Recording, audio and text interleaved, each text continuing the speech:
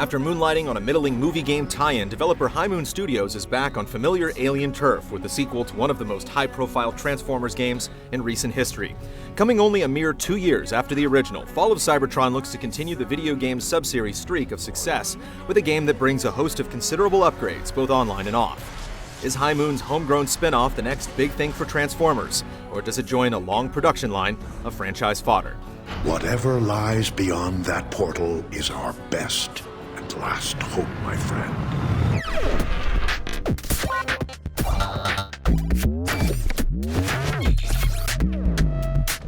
We have no choice, Bumblebee. The war is lost. In spite of the courageous efforts of the Autobots, the situation on Cybertron has grown dire, with all hope for a sustainable future on the planet lost. Chronicling the final moments of the momentous war between the two robot factions, Fall of Cybertron follows the thread set in motion by the first game, with its decidedly darker spin on series mythology. The plot treads on sacred ground for series fans with its historical setting, but it's easy to tell that the material has been treated with an eminent respect to the source. High Moon's take feels like a liberal interpretation, but maintains a solemn faithfulness in spirit, and when the situation calls for it, the game isn't afraid to stir up some levity amid the dark days of Cybertron.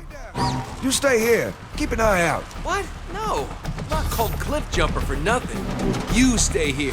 I'll take the plunge. Later!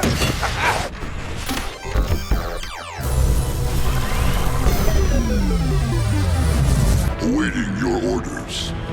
Metroplex, you must destroy the Decepticon warp cannons on the outskirts of the city. Fall of Cybertron is a third-person shooter at a glance, but it's clear that the game does more than just put iron sights and an assault rifle in Transformers' hands. More than creating a convincing appearance, the game focuses on conveying a certain feel with a wide spread of abilities, scenarios, and kits for each character in the game. This idea is best represented in Fall of Cybertron's central campaign, which makes a few noticeable changes from the previous installment.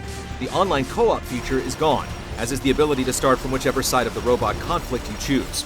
In its place is a more focused experience that hinges on cleverly scripted events that put set pieces and storytelling front and center. Apart from cutscenes that bookend each of the game's 12 chapters, the action doesn't break its stride thanks to the game's consistent in-engine delivery, keeping you fully immersed from beat to beat. My sentiments exactly. Addressing complaints of redundant visuals and gameplay scenarios in the first game, variety plays a much bigger factor in the sequel, with a greater emphasis on distinct playstyles tailored to each Transformer. With a wider palette of gameplay elements to play with, including stealth, zipline traversal, and commanding the mighty arsenal of the colossal Metroplex. Fall of Cybertron's campaign achieves a much more multifaceted texture that makes it a thrill to discover just what lies around the next corner. Veering from the critical path, players can pursue a breadcrumb of audio logs strewn among the wreckage of each level, as well as collect hidden blueprints for powerful weapons, feeding straight into the campaign's extensive item and upgrade shop. Overall, it's clear that a lot of thought and effort went into making the single-player front a deeper and more well-rounded experience, but there are still a few dings here and there.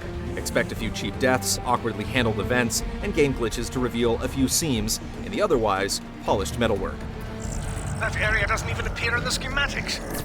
On the surface, Fall of Cybertron brings a familiar set of options to the table, with the standard assortment of competitive match types and the cooperative wave-based horde-style mode known as Escalation.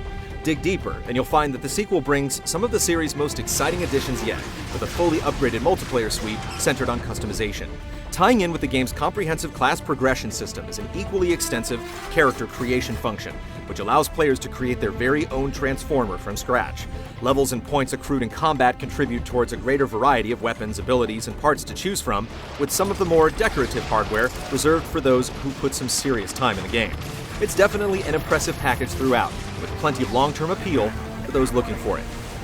Whoever you are, I can feel your presence through the Matrix.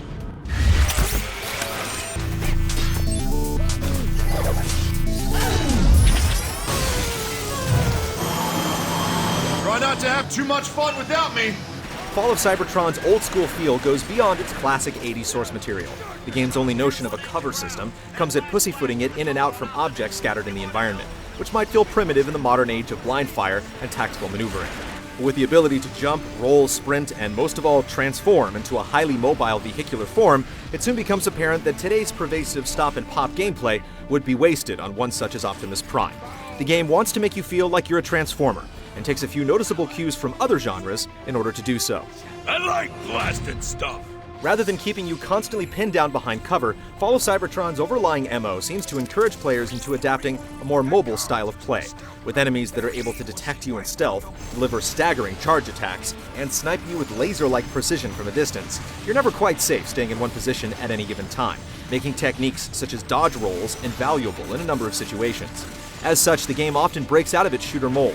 The feeling is especially pronounced when transforming into your vehicular mode, where additional speed and armor make amends for a rather flimsy bipedal form. Changing modes to execute a well-timed tactical retreat or strafing run feels like a vital part of the game's unique identity. And it never quite gets old in multiplayer when turning into a jet avoids most hairy situations completely. Enjoy the moment. Whether burning rubber into nearby cover, mounting a steady offensive on foot, or some odd combination of the two, Fall of Cybertron's fanciful play on genres works exceedingly well with the fiction that inspired it. Take him out. Oh, quietly.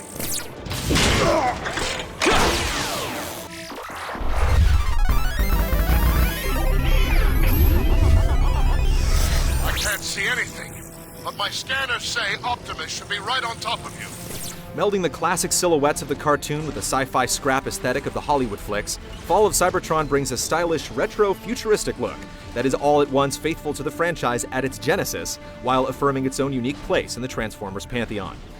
Its predecessor's penchant for drab tones and rusted hues has been usurped by a more luminous coat of paint, along with a fresh new swatch of varied environments and refreshed character models to match. It's an impressively executed production that gets better still with excellent voiceover work by the game's all-star cast. Newcomers like the ubiquitous Nolan North do a great job at filling in for classic roles, but it's the work that the longtime vocal veterans put into their signature characters that really drives the spirit of the series home. I like the perspective this offers. Optimus, my readings just spiked. What happened? With a series of meaningful improvements that culminate in a more interestingly designed campaign and sustainable multiplayer experience, Fall of Cybertron continues the franchise's upward trend in quality with a sequel that's definitely worth attention. There's certainly more for fans to enjoy in the end, but even those who might not have a Unicron figure gathering dust on their shelf will still find plenty to appreciate in this enthusiastically delivered take on the series. The venerable Cybertron may have turned to ashes, but this particular slice of the Transformers pie is just heating up. Stop running, you fool! Stand and fight!